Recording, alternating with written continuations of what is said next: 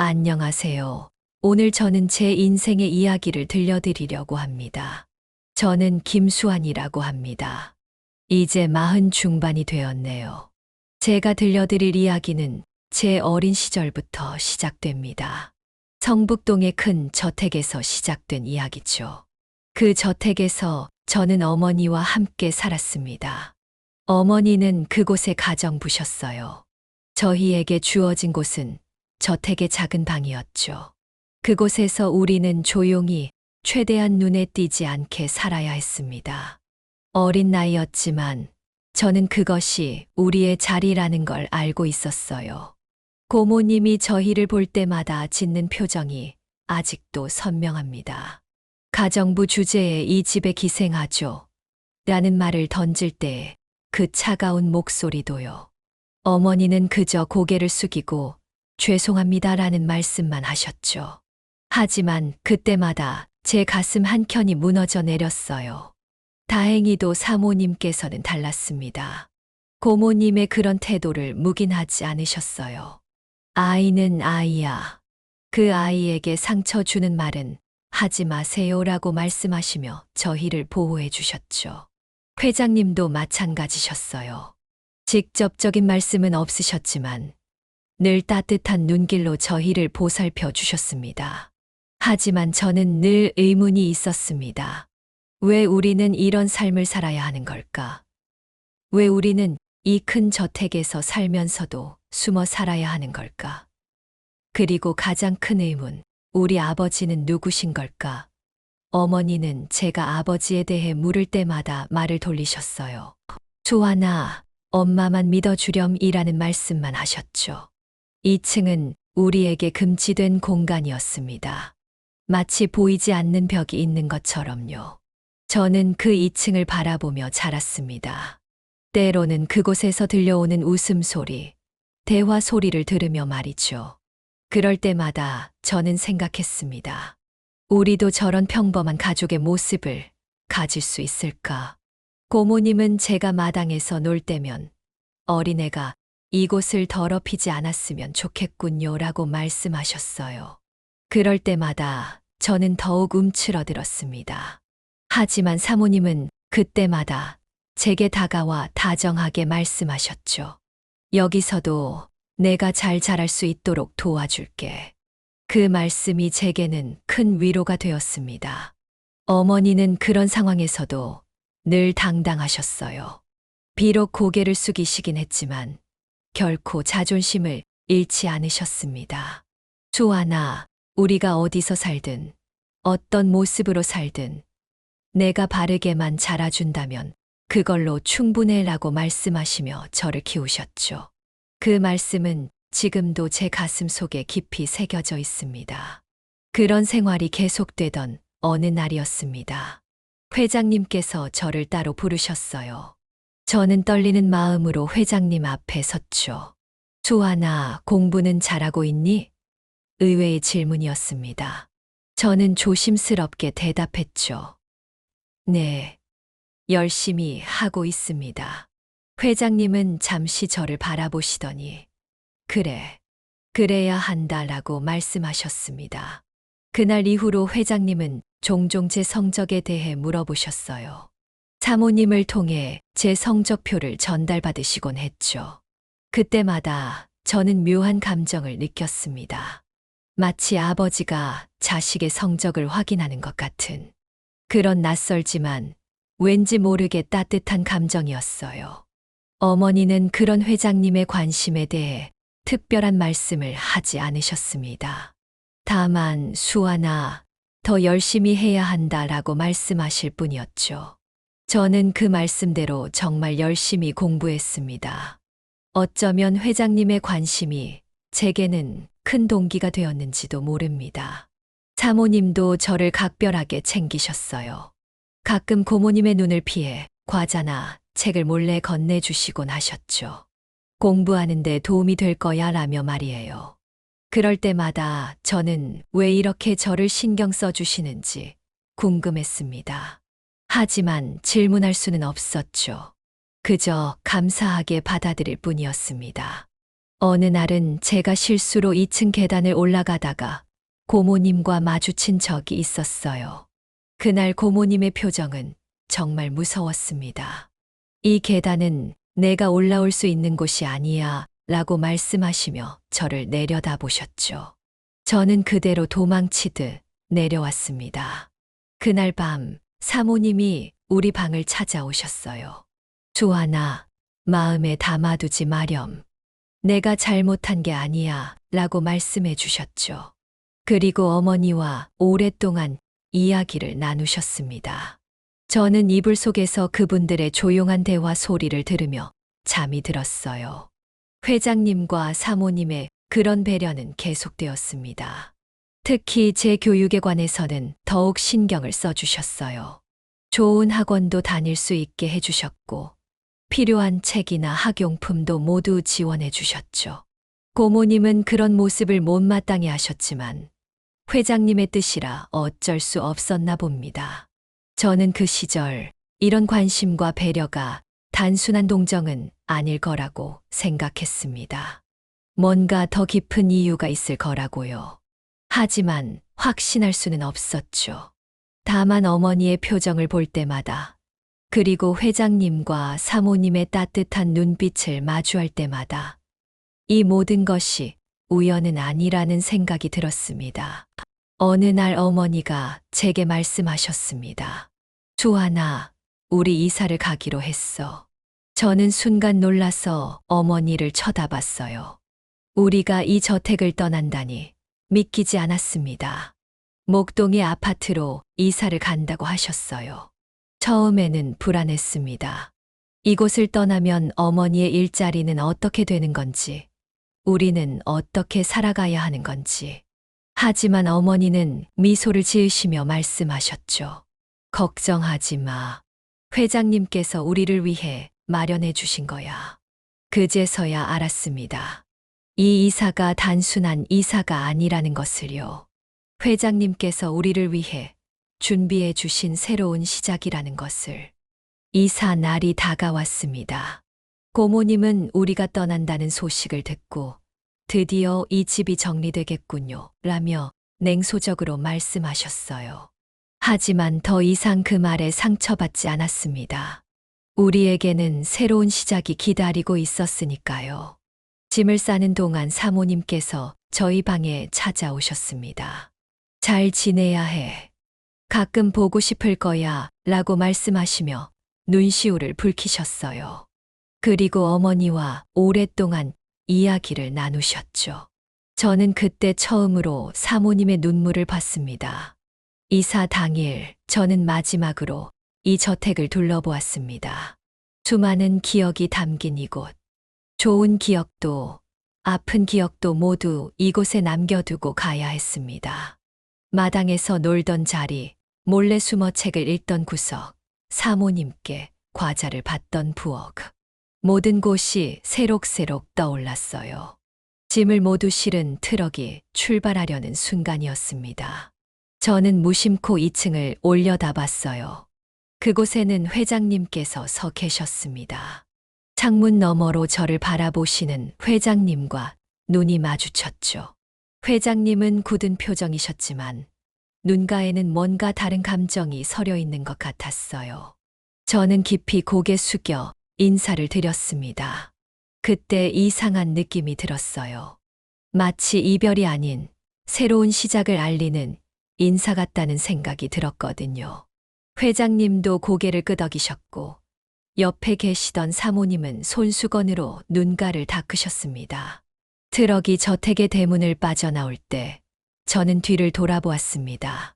그동안 저희에게 허락되지 않았던 2층. 그곳에서 마지막으로 저희를 배웅하시는 회장님과 사모님의 모습이 서서히 멀어져 갔습니다. 어머니는 제 손을 꼭 잡으시며 말씀하셨어요. 이제 우리의 새로운 시작이야, 수아나. 목동에서의 새로운 생활이 시작되었습니다. 어머니는 여전히 그 저택으로 출퇴근하셨어요.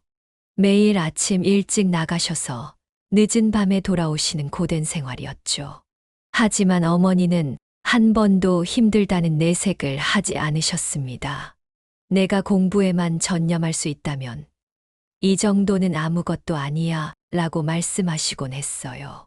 저는 어머니의 그 말씀을 가슴에 새기며 정말 열심히 공부했습니다. 매일 첫 등교버스를 타고 가서 마지막 하교버스를 타고 돌아왔어요. 도서관에서 밤늦게까지 공부하는 것이 일상이 되었죠. 그 결과 성적은 늘 상위권을 유지했고, 특히 수학과 과학 과목에서는 전교 1등을 놓치지 않았습니다. 하지만 그런 성적 때문에 오히려 반에서는 따돌림을 당했어요. 공부벌레, 선생님의 애완동물이라는 별명이 따라다녔죠. 쉬는 시간이면 친구들은 저를 피했고, 체육 시간에 조를 짤 때면 늘 마지막까지 남았습니다. 특히 기억에 남는 건 중간고사 시험 때의 일이에요. 시험 전날 제 책상 서랍에서 시험 공부를 위해 정리해둔 노트가 사라졌습니다. 누군가 일부러 그랬다는 걸 알았지만 저는 아무 말도 하지 않았어요. 대신 그날 밤을 새워 다시 노트를 정리했죠. 다음 날 시험에서 1등을 했을 때 오히려 제 마음이 더 단단해졌습니다. 그럴 때마다 저를 지탱해 준 건 어머니의 존재였어요. 매일 늦은 밤 지친 몸으로 돌아오셔서도 제 책상에 따뜻한 우유 한 잔을 올려놓고 가시던 어머니. 주말이면 제가 좋아하는 반찬을 정성스레 만들어 주시던 모습. 그 사랑이 있었기에 저는 무슨 일이 있어도 포기하지 않을 수 있었습니다. 어머니가 출근하시기 전에 남겨두신 쪽지에는 늘 이런 말이 적혀 있었어요. 수아나, 엄마의 자랑이야. 오늘도 힘내렴. 그 쪽지들을 모아두었다가 힘들 때마다 꺼내보곤 했습니다. 그것이 제게는 가장 큰 위로이자 힘이 되었어요. 매 학기 성적표가 나올 때면 어머니는 그것을 사모님께 전달하셨고, 며칠 후면 회장님께서도 보셨다는 이야기를 전해 들었습니다. 그때마다 어머니는 회장님께서 많이 기뻐하셨다고 말씀해 주셨어요. 저는 그 말을 들을 때마다 이상한 감정이 들었습니다. 마치 아버지께 인정받은 것 같은 그런 묘한 감정이었죠.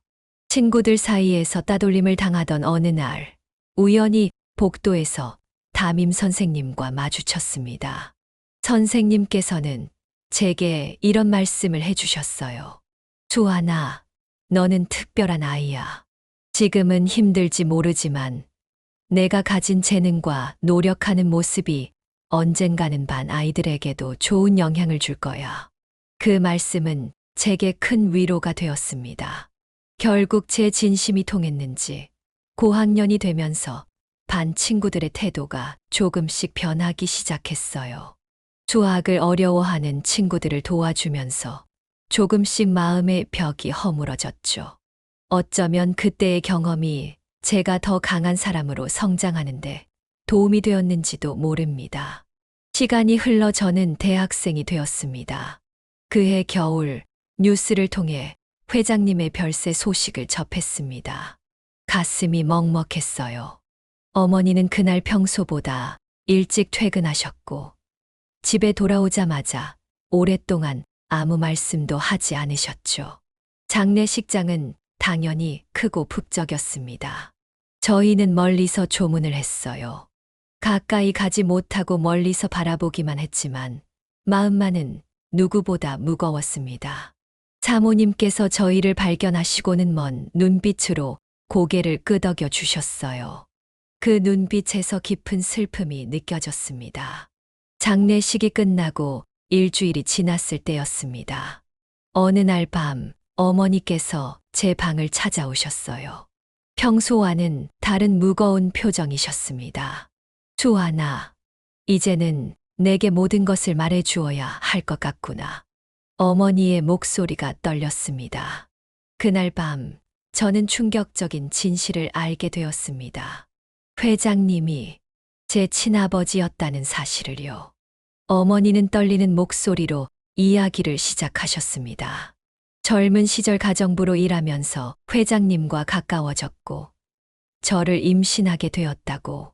하지만 회장님의 위치와 가문의 체면을 생각해 비밀로 하기로 했다고 말씀하셨어요. 회장님은 너를 친아들이라고 인정할 순 없었지만 늘 너를 지켜보고 계셨단다. 어머니의 말씀이 이어졌습니다. 우리가 살던 저택에서의 생활, 목동 아파트로의 이사, 제 교육을 위한 지원, 모든 것이 회장님의 마음이었다는 걸 알게 되었어요. 그제서야 모든 것이 이해되기 시작했습니다. 회장님이 제 성적에 관심을 가지셨던 이유, 사모님이 저를 특별히 챙기셨던 이유, 2층이 금지구역이었던 이유, 모든 퍼즐이 맞춰지는 순간이었죠. 어머니는 울먹이며 말씀하셨어요. 미안하다. 이제까지 비밀로 해서. 하지만 저는 오히려 어머니를 끌어안았습니다. 어머니의 그 긴 세월 동안의 고통과 희생이 고스란히 느껴졌거든요. 엄마, 절대 미안해하지 마세요. 엄마가 저를 이렇게 잘 키워주셨잖아요. 그날 밤 이후로 많은 것이 달라졌습니다. 우리가 살고 있는 이 아파트가 사실은 회장님의 유산이었다는 것도 알게 되었어요. 제 교육을 위해 따로 마련해 두신 신탁자금이 있다는 것도요. 하지만 그보다 더 큰 것은 제 마음의 변화였습니다. 한동안은 혼란스러웠습니다. 때로는 분노가 차올랐고, 때로는 깊은 상실감에 빠지기도 했어요. 왜 끝까지 자신의 아들이라고 인정해 주지 않으셨는지, 왜 우리는 그렇게 숨어 살아야 했는지, 수많은 의문들이 제 마음을 괴롭혔습니다. 하지만 시간이 지나면서 깨달았습니다. 회장님도 나름의 고뇌가 있으셨을 거라는 것을. 그리고 자신이 할 수 있는 최선을 다해 저를 보살피려 노력하셨다는 것도요. 그분의 따뜻한 눈빛, 가끔씩 건네시던 그 말씀들. 이제는 그 모든 것이 아버지의 사랑이었다는 걸 알 수 있었습니다. 진실을 알게 된 후 얼마 지나지 않아 회장님의 변호사님이 저희를 찾아오셨습니다. 회장님께서 남기신 별도의 유언장이 있다고 하셨어요. 저와 어머니를 위한 것이었습니다. 회장님께서는 마지막까지 저희를 생각하고 계셨던 거죠. 유언장에는 저희가 살던 목동 아파트의 소유권 이전과 함께 어머니를 위한 거액의 위자료, 그리고 제 앞으로 된 주식과 예금이 포함되어 있었습니다. 특히 어머니께는 새로운 사업을 시작할 수 있을 만한 금액도 함께 남기셨더군요. 평생 고생만 하신 김 여사님께 이제는 편히 쉬셨으면 하는 마음에서 라는 메시지와 함께요. 어머니는 처음에 거절하려 하셨습니다. 이미 우리를 위해 충분히 해주셨는데 라고 하시면서요. 하지만 사모님께서 직접 찾아오셔서 어머니를 설득하셨어요. 이건 회장님의 마지막 소원이에요. 받아주세요. 사모님의 그 말씀에 어머니는 더 이상 거절하지 못하셨습니다. 어머니는 오랫동안 꿈꾸어 오셨던 일을 시작하셨어요. 평생 요리하는 것을 좋아하셨던 어머니는 조그만 한식당을 열기로 하셨죠. 재벌가의 안주인들도 감탄했던 어머니의 손맛을 이제는 많은 사람들과 나누고 싶다고 하셨습니다. 식당은 생각보다 빨리 자리를 잡았어요. 어머니의 정성이 담긴 음식은 금세 입소문이 났고 주변 직장인들 사이에서는 맛집으로 소문이 났죠. 특히 어머니가 회장님 저택에서 일하실 때 자주 해드리던 전복죽은 식당의 대표 메뉴가 되었습니다. 어머니는 달라지셨어요. 더 이상 허리를 굽히며 살지 않으셨고 당당하게 자신의 일을 하시는 모습이 보기 좋았습니다. 가끔 사모님도 조용히 식당을 찾아오셨어요. 어머니와 마주 앉아 오랜 이야기를 나누시곤 했죠. 제가 유학을 결정했을 때도 어머니는 흔쾌히 허락하셨습니다. 이제는 내 인생을 마음껏 펼쳐보렴. 돈 걱정은 하지 마. 어머니의 그 말씀에서 진정한 자유로움이 느껴졌어요. 더 이상 숨어 살지 않아도 되는, 당당히 자신의 길을 걸어갈 수 있는 그런 자유로움이었습니다. 하지만 어머니는 돈이 생겼다고 해서 크게 달라지지는 않으셨어요. 여전히 검소하게 사셨고, 오히려 그동안 받은 은혜를 다른 이들에게 나누고자 하셨습니다. 식당에서 홀로 사는 노인들에게 무료로 식사를 제공하시고, 가난한 학생들을 위한 장학금도 조용히 마련하셨죠. 우리가 받은 사랑과 은혜를 이제는 다른 이들에게 나누며 살자라는 게 어머니의 새로운 삶의 모토가 되었습니다. 저는 그런 어머니를 보며 또 한 번 크게 배웠습니다. 진정한 부자는 돈이 아닌 마음이 부자인 사람이라는 것을요. 대학교 3학년을 마치고 저는 군대에 입대했습니다. 영어 성적이 좋았던 덕분에 카투사로 배치받을 수 있었죠. 용산 미군 기지에서의 생활은 제게 완전히 새로운 세상을 보여주었습니다. 미군들과 함께 일하면서 저는 제 가능성을 새롭게 발견했어요. 처음에는 영어로 의사소통하는 것이 긴장되고 두려웠지만 점차 자신감이 생기기 시작했습니다. 특히 제가 맡은 행정 업무를 처리하면서 보여준 꼼꼼함과 책임감은 미군 상관들에게 좋은 평가를 받았죠. 어느 날 제 직속 상관이었던 마이크 중령님이 저를 따로 불러 이야기를 나누자고 하셨습니다. 수환, 너는 뛰어난 잠재력이 있어. 미국 유학을 생각해 본 적 있니? 그 말씀은 제게 큰 충격이었어요. 사실 유학은 꿈도 꾸지 못했거든요. 중령님은 제게 구체적인 조언을 해주셨습니다. 미국의 대학원 과정과 지원 방법, 그리고 추천서도 써주시겠다고 하셨죠. 내가 가진 재능을 더 넓은 세상에서 펼쳐보는 게 어떻겠니? 그 말씀이 제 인생의 전환점이 되었습니다. 전역을 앞두고 저는 진지하게 유학을 준비하기 시작했어요. TOEFL과 GRE 공부를 시작했고, 틈틈이 자기소개서도 준비했습니다. 어머니께 유학 계획을 말씀드렸을 때, 어머니는 흔쾌히 지지해 주셨습니다.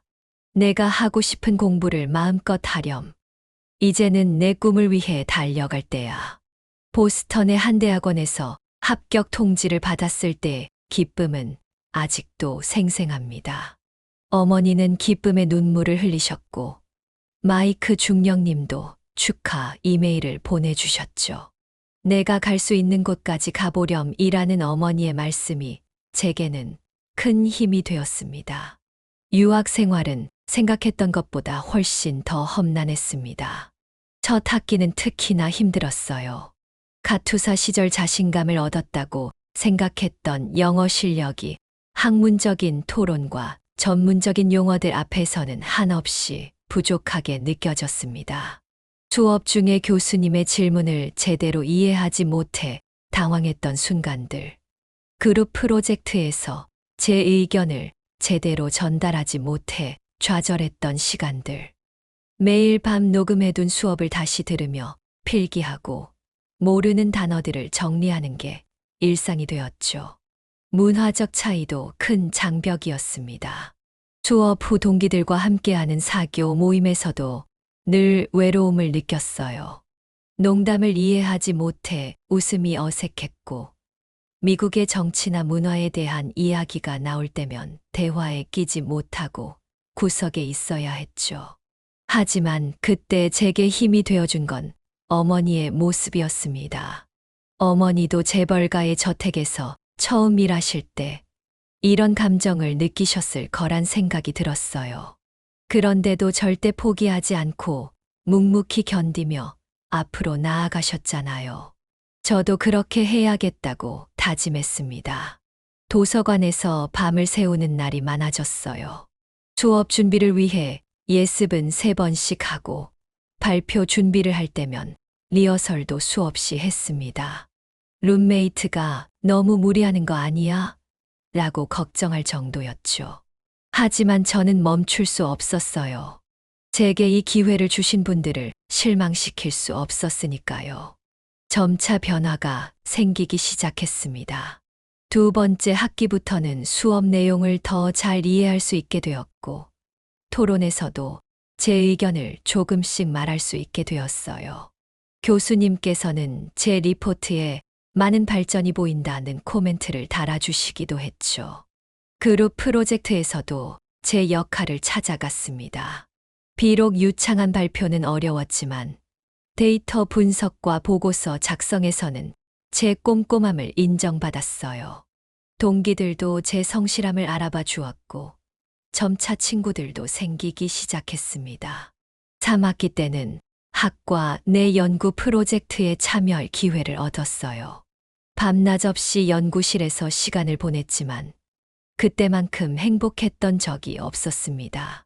제가 정말 하고 싶었던 공부를 하고 있다는 사실에 감사함을 느꼈죠. 결국 최우수 성적으로 졸업할 수 있었고, 지도 교수님께서는 박사 과정을 추천해 주셨습니다. 하지만 저는 잠시 고민 끝에 귀국을 선택했어요. 이제는 제가 받은 기회와 사랑을 다른 이들과 나누고 싶었거든요. 그것이 제가 이 모든 시간을 견딜 수 있게 해준 분들에 대한 보답이라고 생각했습니다. 귀국 후 저는 대기업에 취직했습니다. 미국에서의 학위와 경험이 큰 도움이 되었죠. 하지만 새로운 고민이 시작되었습니다. 바로 제 출생의 비밀을 어떻게 해야 할지에 대한 것이었어요. 회사에서 사람들은 종종 제 배경에 대해 물어왔습니다. 수환 씨는 어떻게 미국 유학을 가게 된 거예요? 부모님은 어떤 일을 하시나요? 그럴 때마다 저는 말을 돌려야 했어요. 어머니가 식당을 운영하신다는 것만 말씀드리고 나머지는 애매하게 넘어갔죠. 특히 힘들었던 건 제가 사랑하는 사람을 만났을 때였습니다.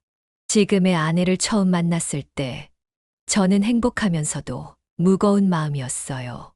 서로를 알아가는 과정에서 자연스럽게 가족 이야기가 나올 때면 저는 늘 불편한 마음을 감춰야 했습니다. 결혼을 결심하고 아내의 부모님을 뵈러 갔을 때가 가장 괴로웠어요. 장인어른께서 제 가족 배경에 대해 물으셨을 때 저는 진실을 말씀드리지 못했습니다.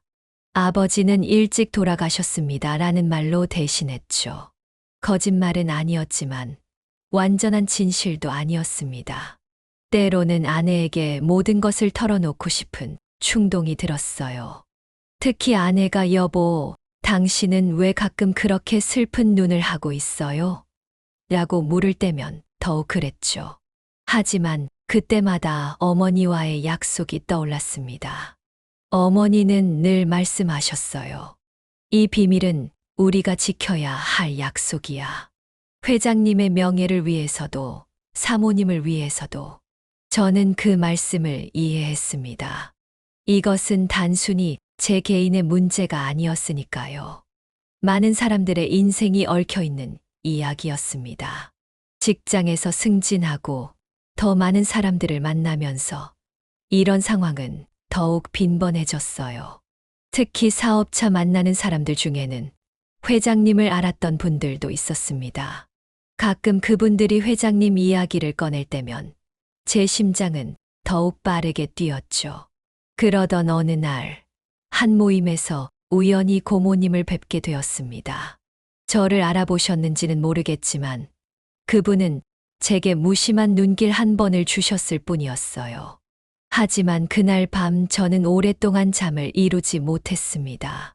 시간이 흐를수록 이 비밀을 간직하는 것이 때로는 너무 힘들게 느껴졌어요. 하지만 동시에 이 비밀이 제게는 일종의 책임이 되었습니다. 어머니의 한평생 고생과 회장님의 마지막 배려, 그리고 사모님의 따뜻한 마음, 이 모든 것들을 지켜내야 한다는 책임이었죠. 아내가 임신했다는 소식을 들었을 때 저는 또 다른 고민에 빠졌습니다. 언젠가 제 아이가 자라서 할아버지에 대해 물어볼 텐데 그때는 어떻게 대답해야 할까? 하지만 그때마다 저는 제가 받은 사랑을 떠올립니다. 어쩌면 때가 되면 제 아이에게는 조금 다른 이야기를 들려줄 수 있지 않을까? 진실과 사랑에 대한, 그리고 용서와 이해에 대한 이야기를. 아내의 임신 소식이 있은 후 어느 날 사모님께서 어머니의 식당으로 찾아오셨다는 연락을 받았습니다. 오랜만에 방문이셨죠.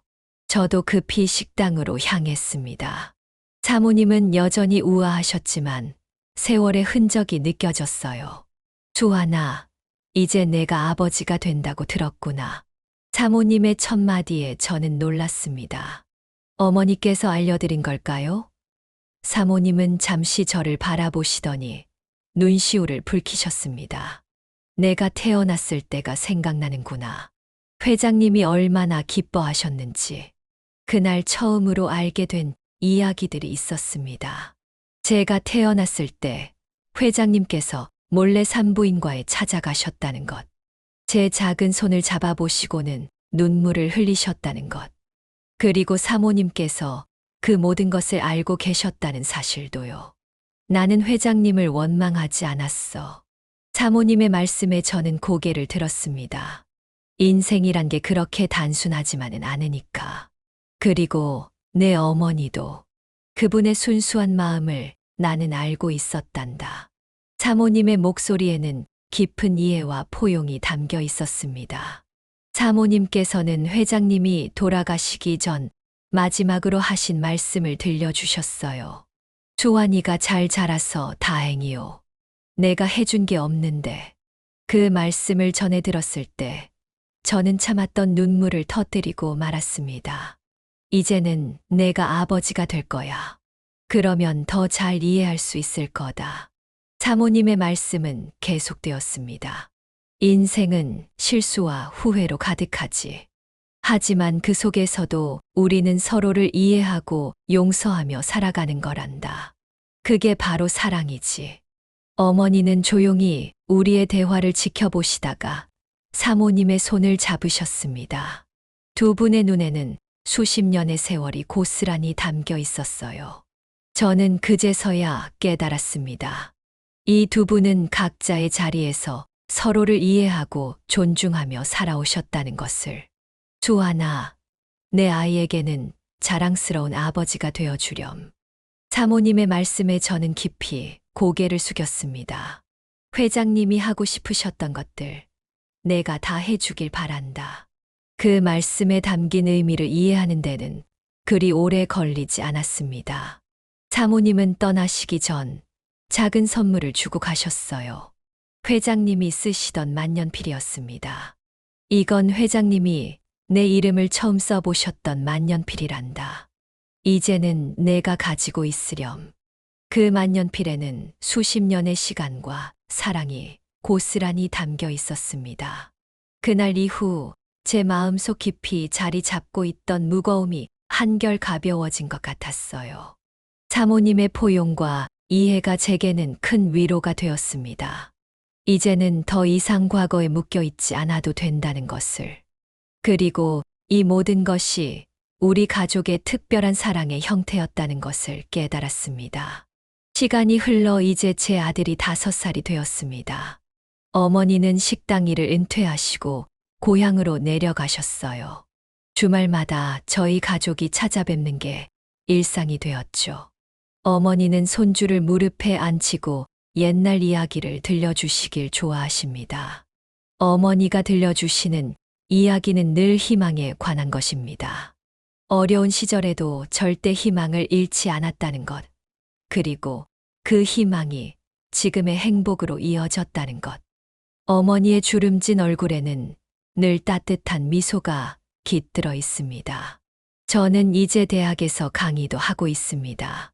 어려운 환경의 학생들을 위한 장학 프로그램을 만들었어요. 제가 받았던 사랑과 기회를 다른 이들에게 나누고 싶었거든요. 장학생들을 선발할 때면 저는 늘 회장님의 마음을 떠올립니다. 직접적으로 표현하지는 못하셨지만 늘 저를 지켜보며 응원하셨던 그 마음을. 얼마 전 아들이 제게 물었습니다. 아빠, 할아버지는 어떤 분이셨어요? 저는 잠시 말을 고르다가 대답했습니다. 참 따뜻한 분이셨단다. 비록 함께 있진 못했지만 늘 우리를 생각하고 사랑하셨어. 거짓말은 아니었습니다. 그것은 제가 가슴 깊이 느낀 진실이었으니까요. 사모님께서는 가끔 저희 집에 오셔서 아들과 시간을 보내십니다. 아들은 사모님을 할머니라고 부르며 따르죠. 사모님은 그런 아들을 보며 행복해 하십니다. 어쩌면 우리는 이렇게 새로운 형태의 가족이 된 것인지도 모릅니다. 제 책상 한켠에는 여전히 회장님의 만년필이 놓여 있습니다. 중요한 결정을 앞둘 때면 저는 그 만년필을 바라봅니다. 그리고 생각해요. 회장님이라면 어떤 선택을 하셨을까? 어떤 말씀을 해주셨을까? 이제 저는 더 이상 과거의 비밀에 얽매이지 않습니다. 그것은 제 삶의 일부가 되어 저를 더 강하게 만들어 주었으니까요.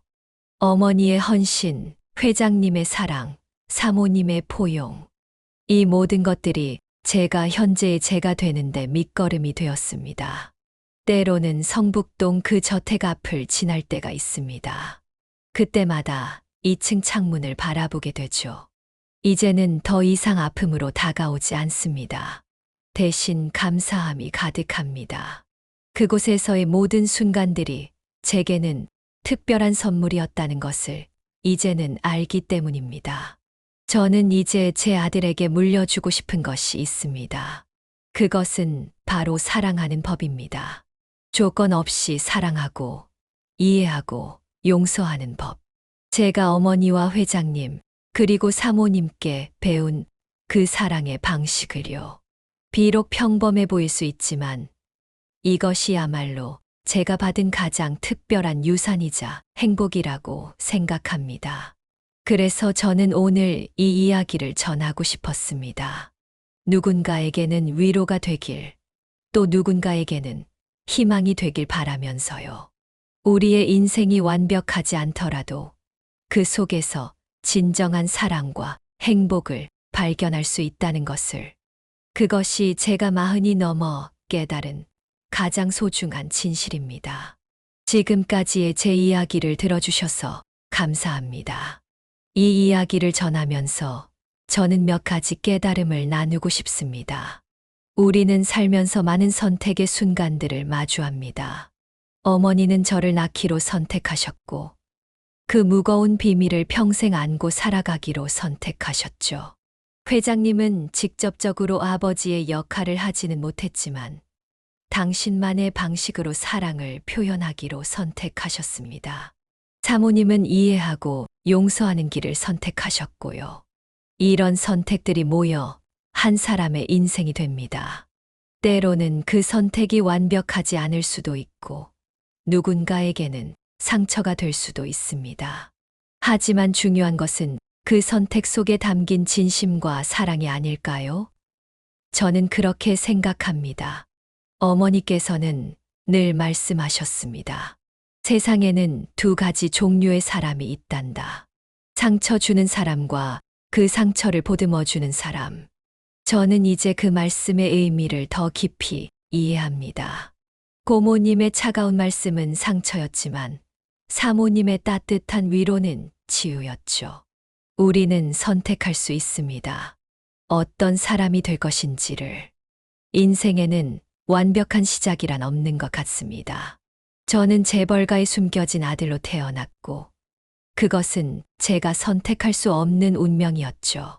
하지만 그 시작이 제 인생의 전부를 결정하지는 않았습니다. 오히려 그 속에서 특별한 가치들을 배웠어요. 첫째로, 진정한 사랑은 형태가 아닌 본질에 있다는 것입니다. 회장님은 공식적으로 제 아버지가 되어주지는 못하셨지만 당신만의 방식으로 사랑을 표현하셨죠. 사모님은 법적인 관계가 아님에도 불구하고 참된 어른의 모습으로 저를 품어주셨고요. 둘째로, 용서와 이해의 힘입니다. 사모님께서 보여주신 그 크나큰 포용력은 제게 깊은 감동이었습니다. 어쩌면 진정한 강인함은 다른 이의 불완전함을 받아들이고 그것을 이해하려 노력하는 데서 시작되는 것인지도 모릅니다. 셋째로, 받은 사랑을 나누는 기쁨입니다. 제가 지금 대학에서 장학 프로그램을 운영하는 것도, 어머니가 식당에서 어려운 이들을 돕는 것도, 모두 우리가 받은 사랑을 나누는 방식입니다. 이런 나눔을 통해 우리는 더 큰 행복을 경험하게 됩니다. 마지막으로 가장 중요한 깨달음은 평범한 것의 소중함입니다. 지금 제가 누리는 일상의 행복, 주말에 가족들과 함께하는 시간, 아들의 웃음소리, 어머니의 따뜻한 밥상, 이런 평범한 일상이 얼마나 특별한 축복인지를 이제는 압니다. 어쩌면 우리 모두는 각자의 2층을 가지고 있는지도 모릅니다. 닿을 수 없는 무언가, 이루지 못한 꿈, 치유되지 않은 상처. 하지만 그것이 우리의 전부는 아닙니다. 그 2층 때문에 현재의 행복을 놓치지 않았으면 좋겠습니다. 이제 저는 제 아들에게 이런 이야기를 들려주고 싶습니다. 완벽하지 않아도 괜찮다고, 실수를 해도 다시 시작할 수 있다고, 그리고 무엇보다 진심을 다해 사랑하는 것이 가장 중요하다고요. 그것이 제가 어머니와 회장님, 그리고 사모님께 배운 가장 소중한 교훈이니까요. 라디오를 들으시는 모든 분들께 말씀드리고 싶습니다. 당신의 인생이 지금 어떤 모습이든 그 안에는 분명 특별한 의미가 있다고요. 그리고 그 의미를 발견하는 것은 바로 당신의 몫이라고요. 저는 그것을 사랑이라고 불러보려 합니다. 이제 저는 제 이야기를 마무리하려 합니다. 오늘 밤 이 이야기가 누군가에게 작은 위로가 되었기를, 그리고 희망이 되었기를 바랍니다. 우리 모두의 인생이 평범하지만 특별한 행복으로 가득하기를 진심으로 기원합니다. 긴 이야기 들어주셔서 감사합니다.